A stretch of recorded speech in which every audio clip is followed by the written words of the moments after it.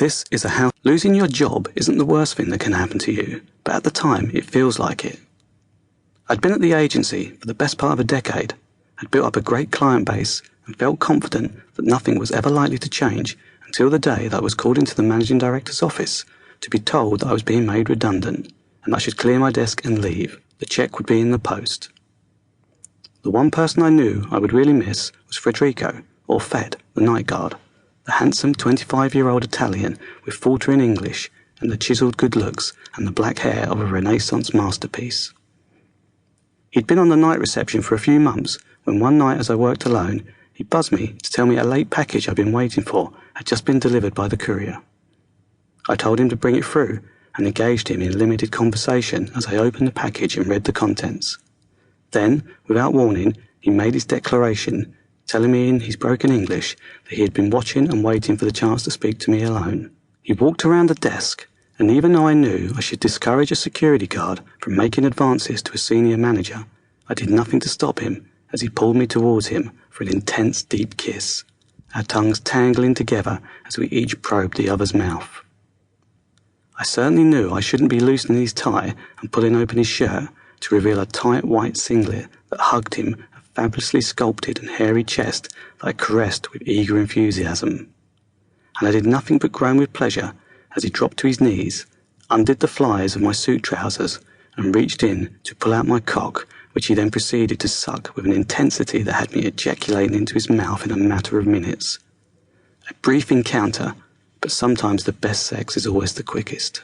The next time he allowed me to suck him, standing over me as I did worship to a stiff-veined heavy rod that became purple and proud the more I sucked, until, again very quickly, he shot a thrilling stream of cum into my throat, a sweet river of divine jizz. Sadly, I never really engaged him in conversation, and I hope he was surprised and disappointed to discover one night a few weeks later that my desk was empty and our late evenings of mutual ejaculation were finished forever. I took a few days off and sat at home, flicking through daytime TV and reliving the tedium by revisiting some of my favourite pieces of porn. But after a fortnight of wanking and makeover shows, I decided I needed to do something a little more positive and went online. Not in search of man-on-man sex scenes, always my favourite, but in search of work. It was really in desperation I finally come upon a domestic work site and one advert in particular that really intrigued me. Wanted. Full-time live-in personal assistant.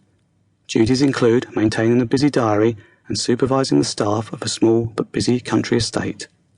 Luxury accommodation included, salary negotiable. I considered it for a while before deciding to reply online to the address provided.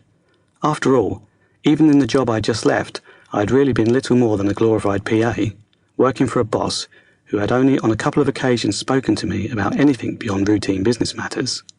His name was Julian, and he was tall and athletic, broad-shouldered and slim-waisted, with tight buttocks and long legs. He had a patrician face with pronounced features, a long nose, high cheekbones, and what you would probably describe as a sensual mouth.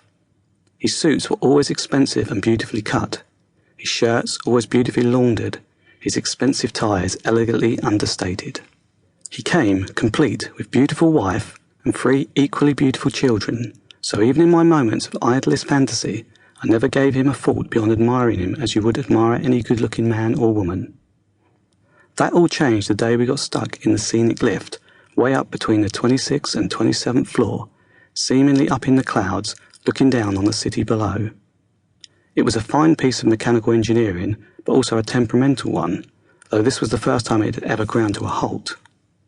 Not particularly concerned, I picked up the emergency helpline and listened as the bored voice at the other end told me it would take at least an hour for a mechanic to get to site. I sighed, put the receiver down and turned, only to find Julian sliding down the wall and slumping to the floor, breaking into a sweat as he confessed, "I can't stand heights and I hate enclosed spaces."